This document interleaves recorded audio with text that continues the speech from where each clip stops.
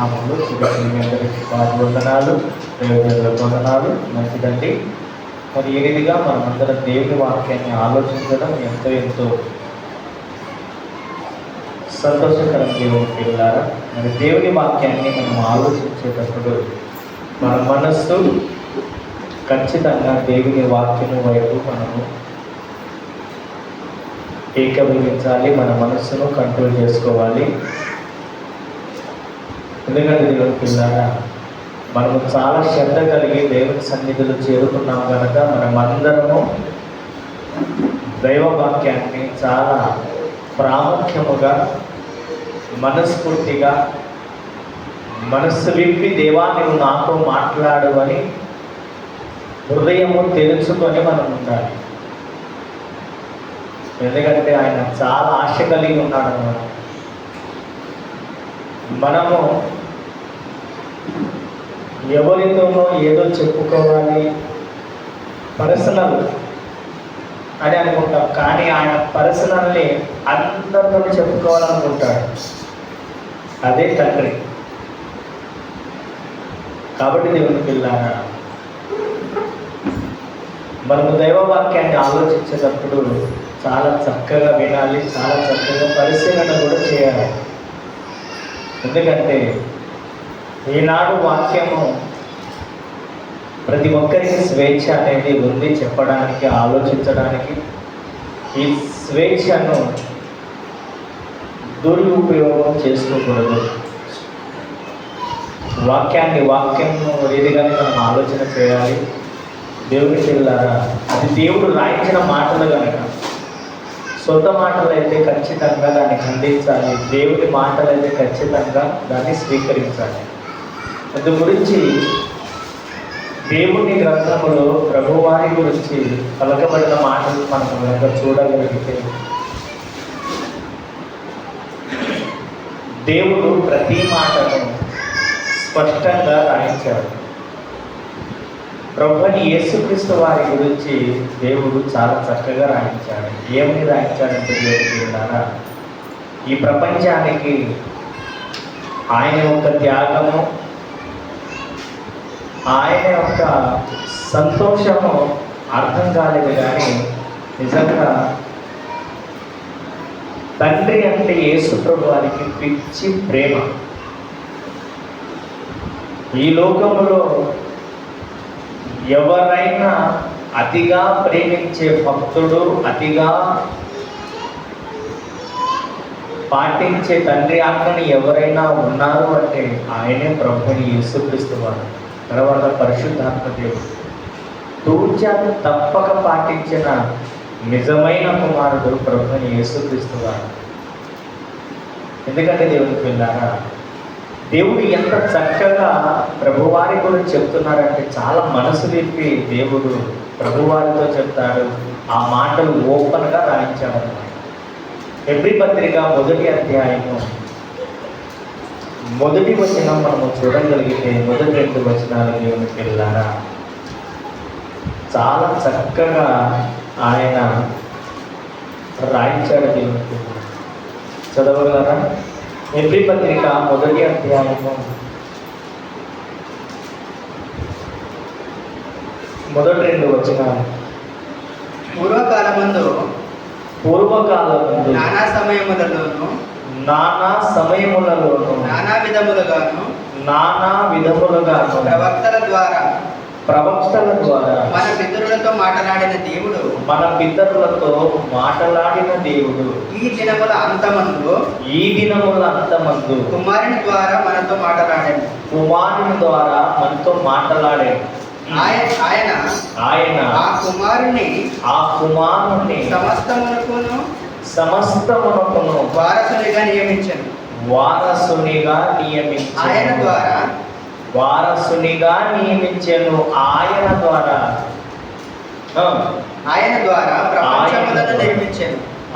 ద్వారా ప్రపంచములను నిర్మించాను. దేవుడి అనుకొని దేవుడు అధికారం ఇచ్చి దేవుడే వారసుడుగా చేసుకున్నప్పుడు మనకేంటి బాధ చెప్పండి. తండ్రి అయిన దేవుడు నా వారసుడు అని చెబుతుంటే దీనికి మనం అక్షరార్థమైనది అని అనగలమా చెప్పండి? ఎంత అన్యాయం చెప్పండి.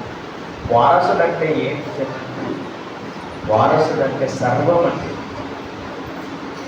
చూడండి, తమ్ముడు చూడండి, ఆ పిల్ల ఆ పాపను చేతులు పెట్టుకొని చిప్స్ తినిపిస్తూ ప్రేమ తల్లి, ప్రేమ.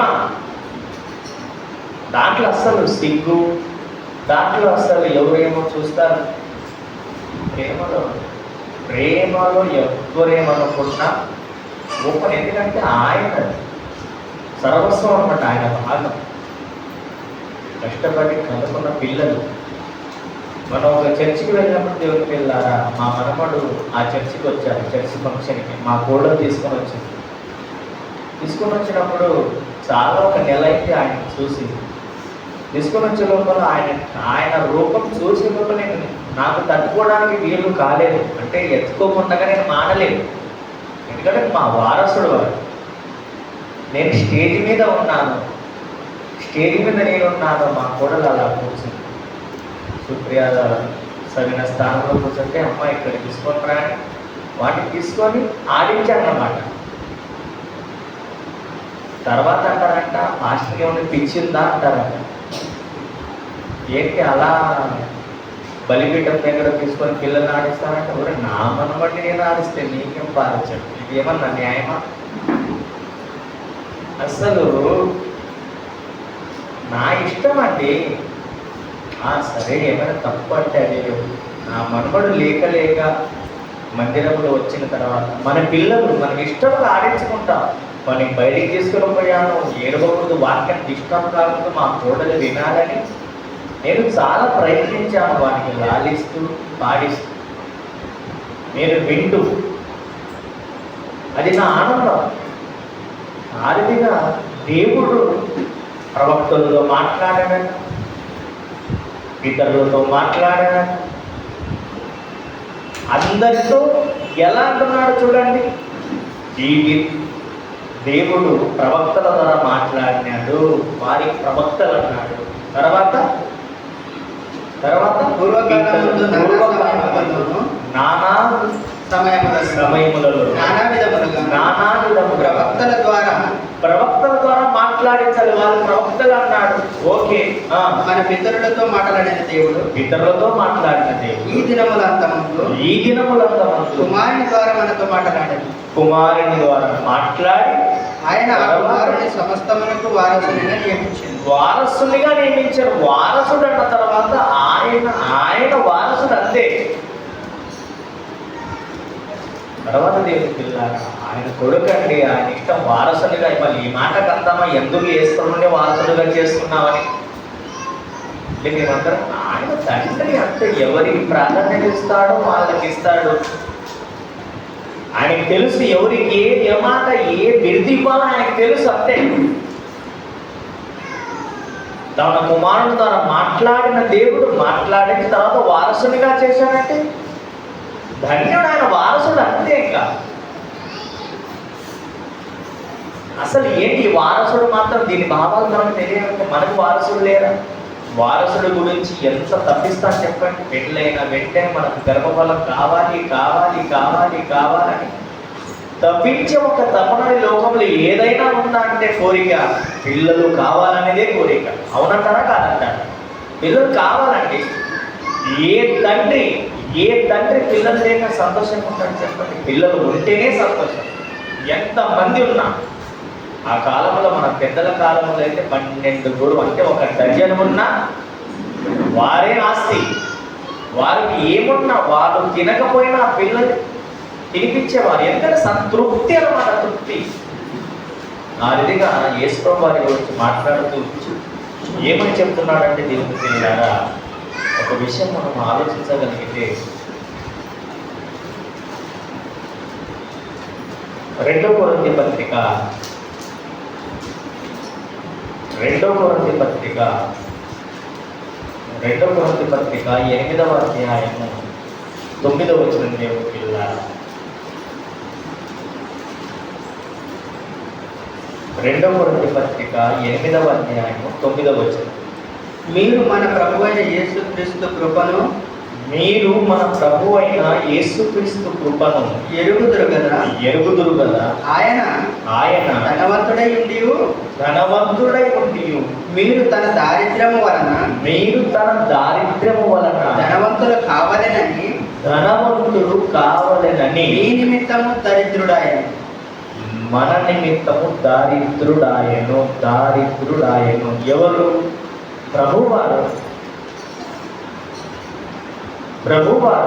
ప్రభువారు దారిద్రుడై మనల్ని ధనవంతుడుగా చేశాడు.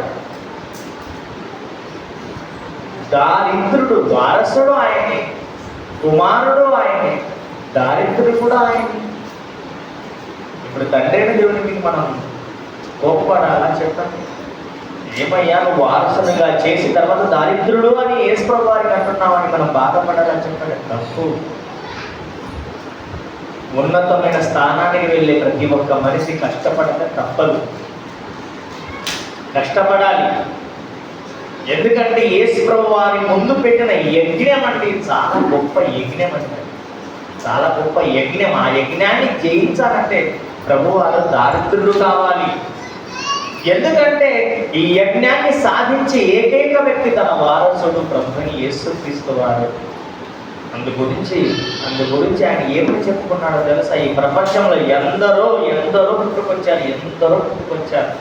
ఎవరి గురించి పలకాలు రాని మాట యేసుప్రభు వారి గురించి చాలా గొప్ప మాట దేవుడు పలికాడండి. ఏమని చెప్పాడంటే మత్తయి సువార్త 3వ అధ్యాయం 17వ వచనంలో ఒకసారి మనం చూడగలిగితే, మత్తయి సువార్త 3వ అధ్యాయము 17వ వచనం. మరియు ఇదిగో ఈయన నా ప్రియ కుమారుడు ఈయన యందు నేను ఆనందించుచున్నాను. ఎందుకన్నాడు? ఎందుకంటే దారిద్రుడు అయ్యాడు కాబట్టి. ఆయన దారిద్రుడు అయ్యాడు కాబట్టి మనము ధనవంతులుగా చేశాడు. అంత గొప్ప భాగ్యాన్ని ఎవరు చేస్తారు చెప్పండి? ఎవరు చేస్తారు చెప్పండి? అంత అసలు ఈ ఒక్క మాలిన్యం తీసివేయాలంటే, ఈ దారిద్రతను తీసివేయాలంటే దారిద్రుడుగా మారాడు. ధనవంతుడు ఆయన, గొప్పవాడు దరిద్రుడయ్యాడు కనుక మనం ధనవంతులు. ఎటువంటి గొప్ప భాగ్యాన్ని ఇచ్చిన ప్రభువారిని ఏమంటున్నాడంటే, ఆయన ద్వారానే నాకు ఆనందం. ఇదిగో నా కుమారుడు వారసునిగా చేశాను కదా, వారసుడి స్థానంలో నుంచి దారిద్రుడు అవ్వడానికి కూడా సిద్ధపడ్డాడు. ఆయన ఎవరో కాదు కానీ ఈ ఆలోచనతో మనం ఆలోచించడం లేదు ప్రభువారి గురించి. తండ్రి సంకల్పాన్ని నెరవేర్చడానికి ఎంతటికైనా ఆయన తెగిస్తాడంటే, ఆయన తెగిస్తాడు. ఎందుకంటే ఏకైక ఆనందం, ఆయనకు ఆనందం ఇచ్చి ఏకైక కుమారుడు ఆయన. తండ్రికి ఆనందం ఈ లోకంలో ఎవరి ద్వారా అయినా ఉందంటే యేసు ప్రభు వారి ద్వారానే, ఎవరి ద్వారా లేదండి. ఆ తర్వాత మన ద్వారా. అందు గురించి ఆయన చెప్తున్న మాట ఏంటంటే, రోమపత్రిక 8వ అధ్యాయము 32వ వచనంలో ఆయన చాలా గొప్ప మాటను చెప్పాడు. దేవునికి పిల్లారా, హక్కుతో చెప్పిన మాట అండి. రోమపత్రిక 8వ అధ్యాయము 32వ వచనం. తన సొంత కుమారుని అనుగ్రహించుటకు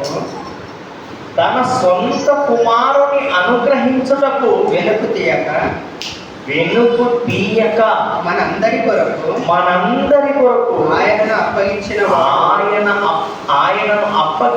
వాడు ఆయనతో పాటు సమస్తమును ఎందుకు అనుగ్రహించడు? సొంత కుమారుడు అంటే హక్కుతో చెప్తున్నాడు, ఈయన సొంత కుమారుడికి మీకు అప్పగిస్తున్నాను నేను. ఎందుకంటే ఆయన ద్వారా నాకు ఆనందం కాబట్టి. ఇదిగో ఈ ఆనందానికి కారణం ఎవరు తెలుసా? నా సొంత కుమారుడు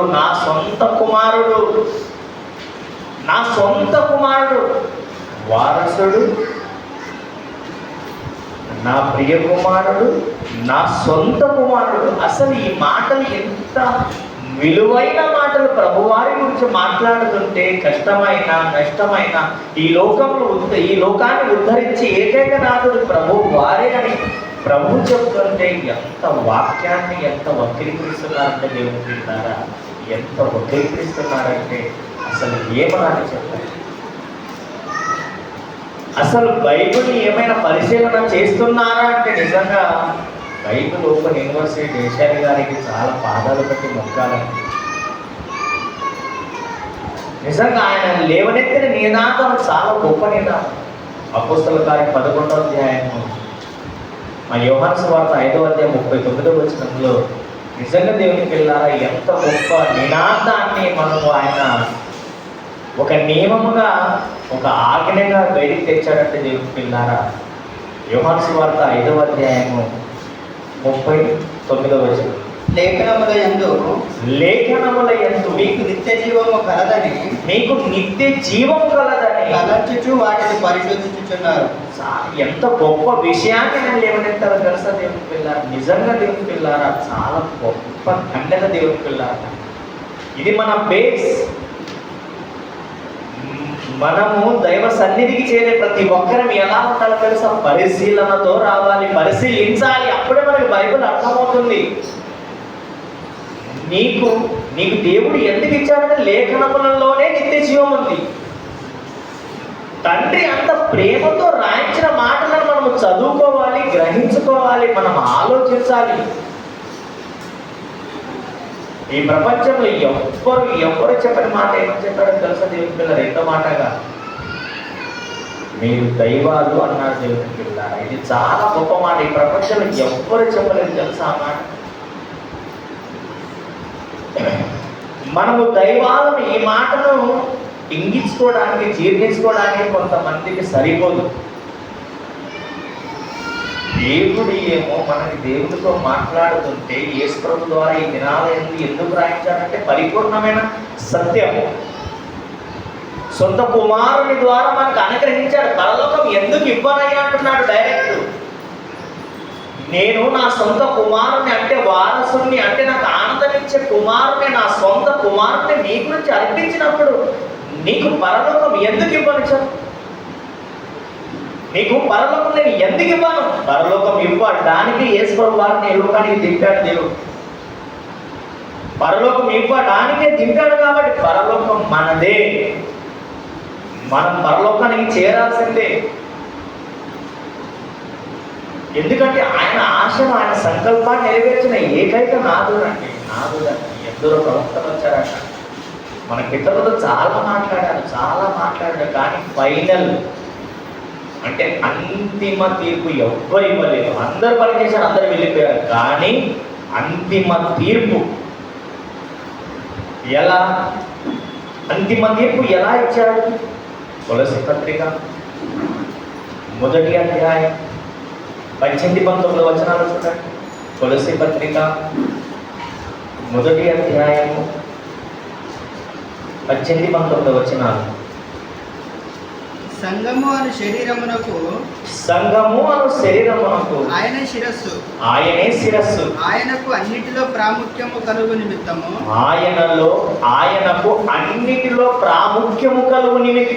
ఆయన ఆది అయి ఉండి మృతులలో నుండి లేచుటలో ఆది సంభూతుడాయను.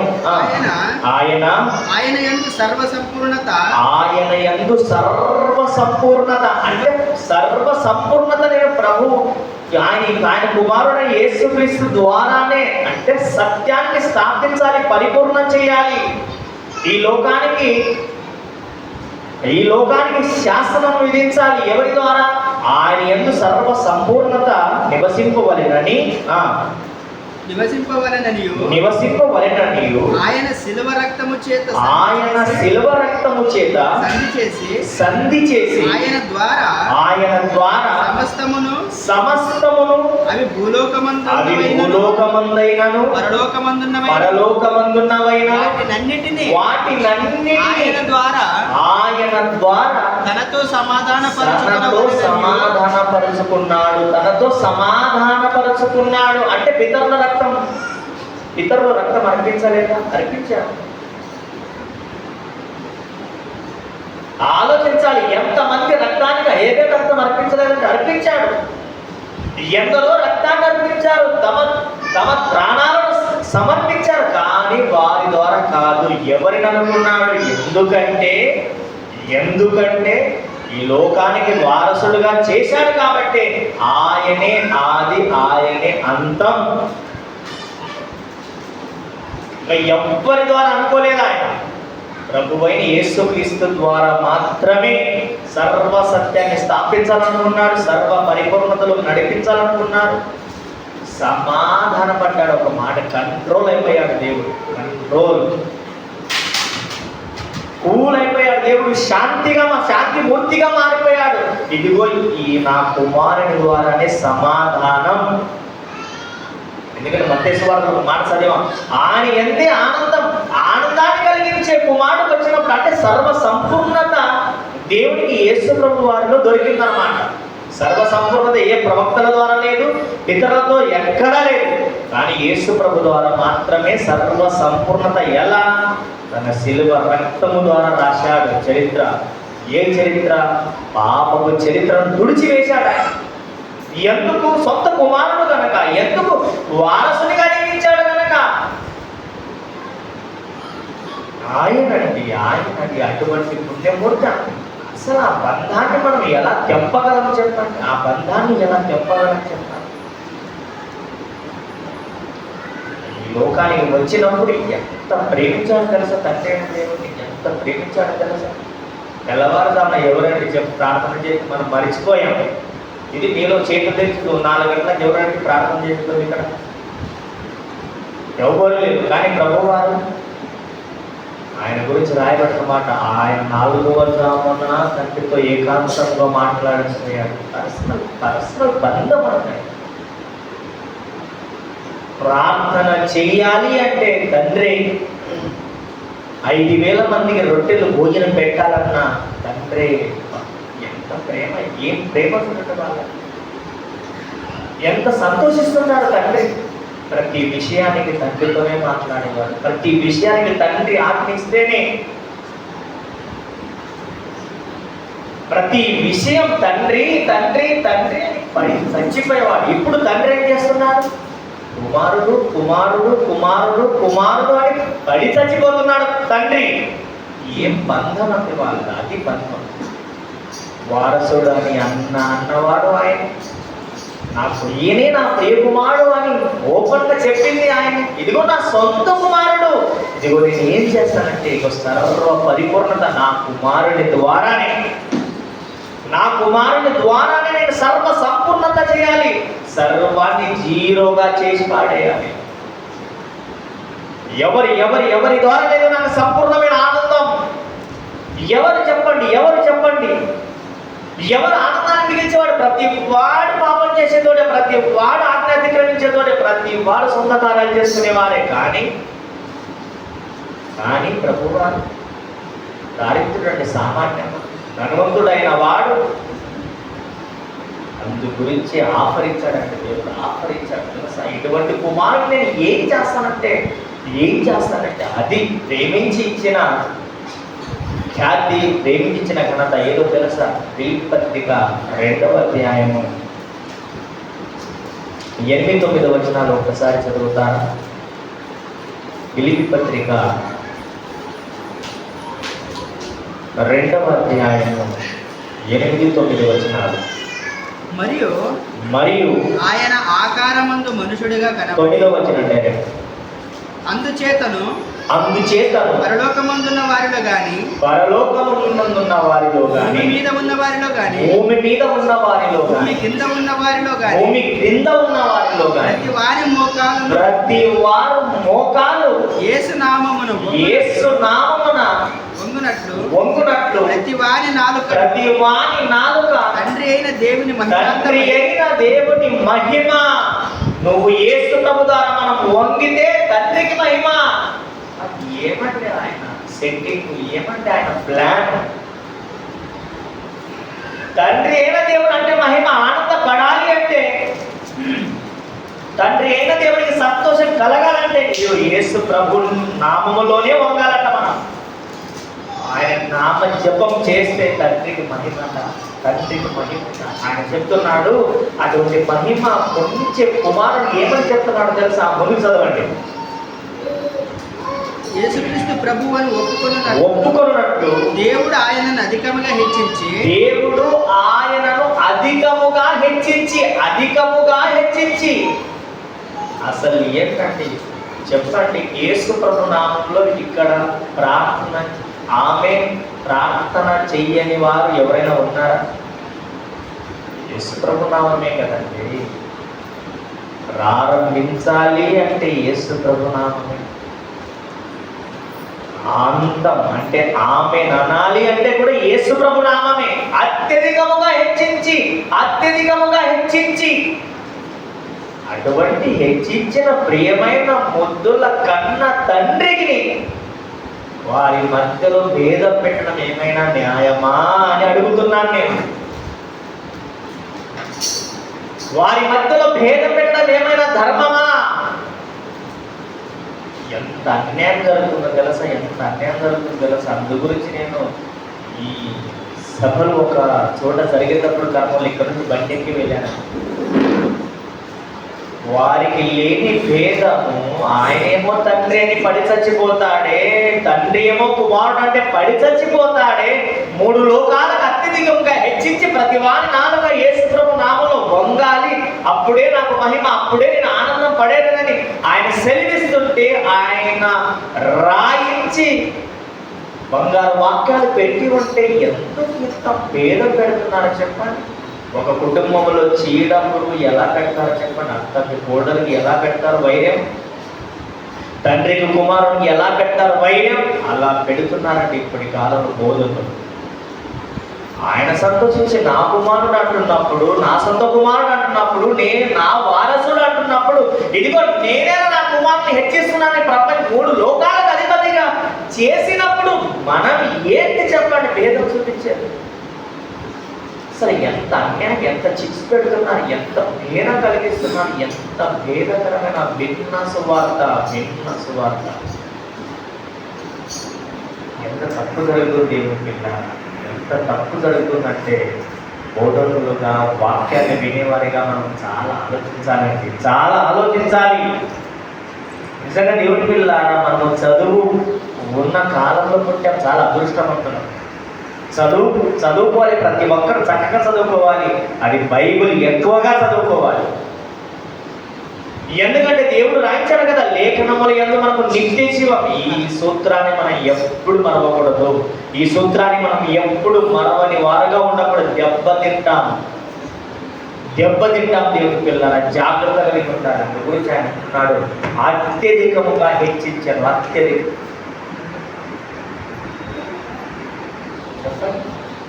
అత్యధికముగా హెచ్చించిన తండ్రి అయిన దేవునికి పుట్టలేదు.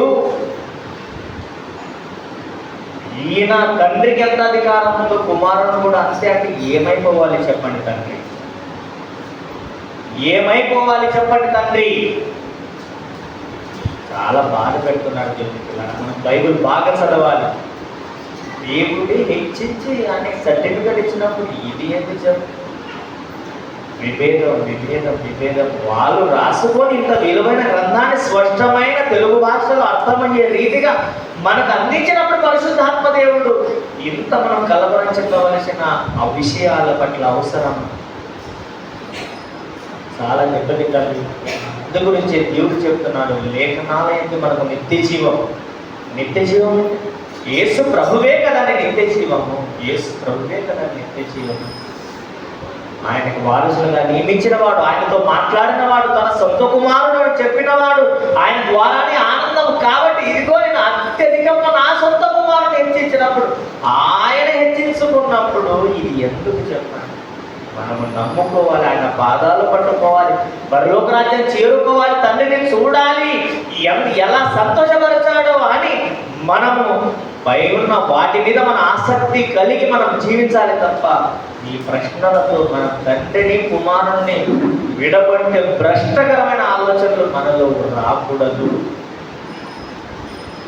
అందు గురించి దేవుని పిల్లారా, అందు గురించి ఒక మాటను యాకోబు గారు చెప్పారు. ఏమని చెప్పారో తెలుసా?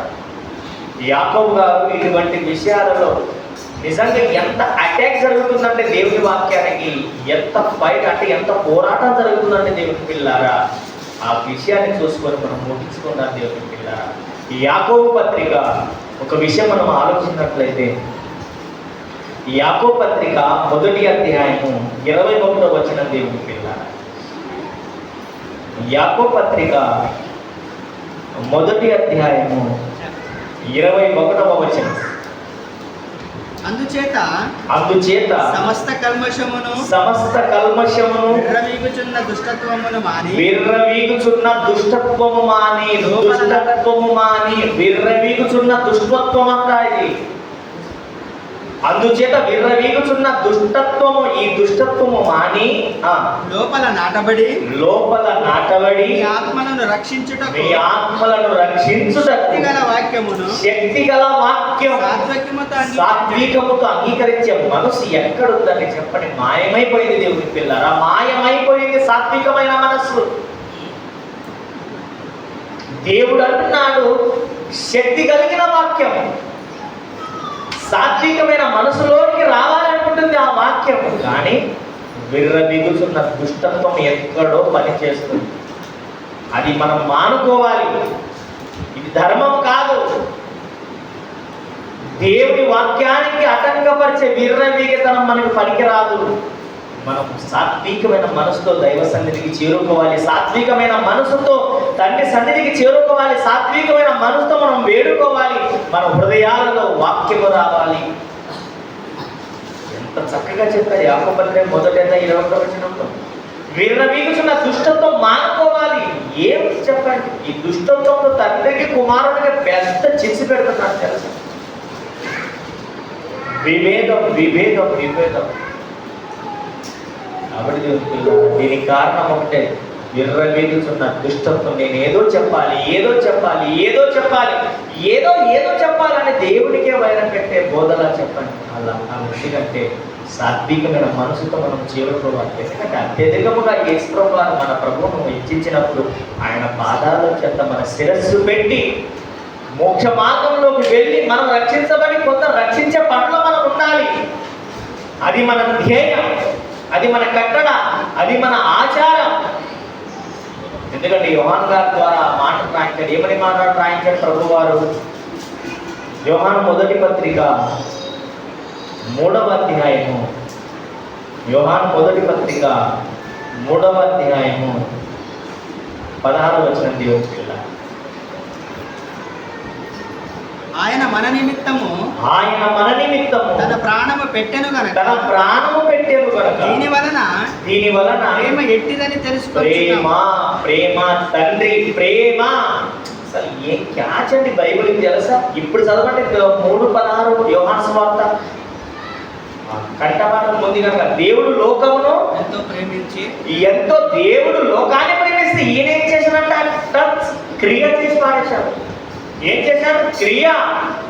ఆ దేవుడు ప్రేమించాడు కనుక ఇదిగో ఆ ప్రేమకు నిజ రూపం ఇదిగో నేనే. దానికి పరమార్థం ఏదో తెలుసా? నా తండ్రి నా మీద చాలా ఆశలు పెట్టుకున్నాడు కదా, నేను వారసుని కదా. నా తండ్రి చాలా ఆశలు పెట్టుకున్నాడు కదా, ఇదిగో నేనే నా తండ్రికి ఆనందం ఇచ్చేవాడిని కనుక ఇదిగో నేను సొంత కుమారుడిని, ఆయన నా సొంత తండ్రి కనుక నా తండ్రికి నేను ఎల్లప్పుడూ ఆనందం ఇచ్చాలి. దాని గురించి ఈ ప్రేమ ఎట్టిదో తెలుసా? ప్రాణం పెడుతున్నాను. ప్రాణం. ఎంత ప్రేమని, ఎంత త్యాగశీలని, ఎంత తన్న తండ్రి మనసును ఎంత చక్కగా తెలుసుకున్నవారండి యేసు ప్రభు వారు. తండ్రి అంటే అదండి ప్రేమ. అది ప్రేమ చూపించాడు. ఎవరు చూపించారు చెప్పండి? తండ్రి ఏమో ప్రేమించాడట, ఎంతో ప్రేమించాడు. ఇదిగో ఆ ప్రేమ, ఎంతో ప్రేమకి ఏదో తెలుసా? ప్రాణం. ఈ ప్రాణానికి నిత్య జీవం. ఆయన ప్రాణానికి మనకి ఇచ్చిన భాగ్యం ఏదో తెలుసా? నిత్య జీవం. ఆయన అంటున్నాడు, దయచేసి ఒక పని చేస్తారా, నాకు సపోర్ట్ చేస్తారా? ఆయన అంటున్నాడు. తర్వాత వాక్యం మనం చూడగలిగితే ప్రభువారు అంటున్నాడు, ఇదిగో నేను ఏ ఆనందాన్ని అయితే మిగిల్చానో దేవుడిని కన్న తండ్రికి, ఇప్పుడు మీరు కూడా అదే ఆనందాన్ని మిగిల్చాలని ఏదో తెలుసా చెప్తున్నాడు. ప్రాణం పెట్టాను కనుక చదవండి. దేవుడు లోకం మొదటి పత్రిక అదే 3వ అధ్యాయము 16వ వచనం. ఆయన మన నిమిత్తము ప్రాణము పెట్టెను గనుక దీని వలన ప్రేమ ఎట్టిదని తెలుసుకొనుచున్నాము. తెలుసుకొనుచున్నాము. గనుక మనము కూడా సహోదరుల నిమిత్తము ప్రాణం పెట్టాలి. అది తప్ప మనం విభేదాలని అస్సలు తావివ్వకూడదు. అస్సలు మనకు అది వర్తించదు. ఆ పనికి మనం ఎన్నుకున్న వారం కాదు. మనం కేవలం ప్రాణం పెట్టి బ్రతికించేవారం. ఇదిగో బైబిల్ ఎంతో గొప్పగా చెప్పి మనం ప్రాణం పెట్టి బైబిల్ హైలైట్ చేసి అనేకులను మనం కాపాడాలి, ప్రాణం పెట్టి బ్రతికించాలి, ప్రాణం పెట్టాలి. తండ్రి అయిన దేవుడు ప్రేమించాడు, దానికి ప్రతిరూపం ప్రాణం పెట్టాడు యేసుప్రభు వారు. ఇదిగో యేసుప్రభు వారికి ప్రతిరూపం మనమే. ఆయన ఏమంటాడు తెలుసా కొరింథీ పత్రికలో? మనము స్త్రీకి శిరస్సట, మనకి ప్రభువారు శిరస్సట. స్త్రీ మన నిమిత్తం బలైపోతుంది కదా, మన నిమిత్తం ప్రభువారు బలైపోయారు కదా. ఇదిగో యేసు ప్రభు వారికి తండ్రి అయిన దేవుడు శిరస్సట. ఏం బంధం చెప్పండి, ఏం ఆలోచన చెప్పండి. ఆ రీతిగా దేవుని పిల్లరా మనము కూడా ఆయన ప్రాణం పెట్టి ప్రేమ ఎట్టిదో చూపించాడు, తండ్రిని ఈ లోకాంలో చూపించాడు. మనము కూడా ప్రభువు వారిని చూపించాలి. ఎలా చూపించాలి? ప్రాణం పెట్టి సేవ చేయాలి, ప్రాణం పెట్టాలి, మనం సువార్తను చేయాలి. అందుగురించే ప్రభు బలలో జ్ఞాపకాలు నిలిచిపోయిన వార్త దేవుడు ఎంత అధికంగా హెచ్చించాడండి. ప్రభు బల కార్యక్రమంలో చాలా గొప్ప మాటను దేవుడు రాయించాడు. మొదటి కొరింథీ పత్రిక 11వ అధ్యాయము 23వ వచనం దేవుని పిల్ల. మొదటి కొరింథీ పత్రిక 11వ అధ్యాయం 23వ వచనం. నేను మీకు అప్పగించిన దానిని ప్రభువు వలన పొందితిని. ప్రభువైన యేసు తాను అప్పగింపబడిన రాత్రి ఒక రొట్టెని ఎత్తుకొని కృతజ్ఞతాస్తుతులు చెల్లించి దానిని విరిచి, ఇది మీ కొరకైన నా శరీరం, నన్ను జ్ఞాపకము చేసుకున్నటకై తరతరాలలో జ్ఞాపకాల్లో ఉండిపోవాలి. ప్రభువారు తరతరాలు జ్ఞాపకాలలో ఉండిపోవాలి.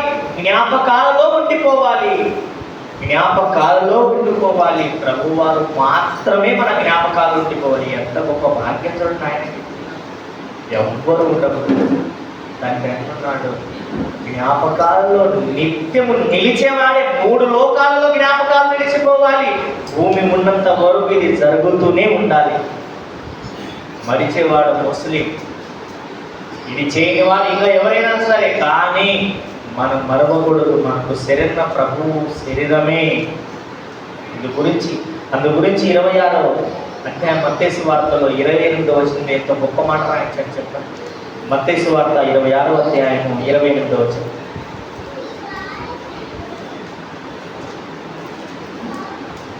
మత్తయి సువార్త 26వ అధ్యాయం 28వ వచనం.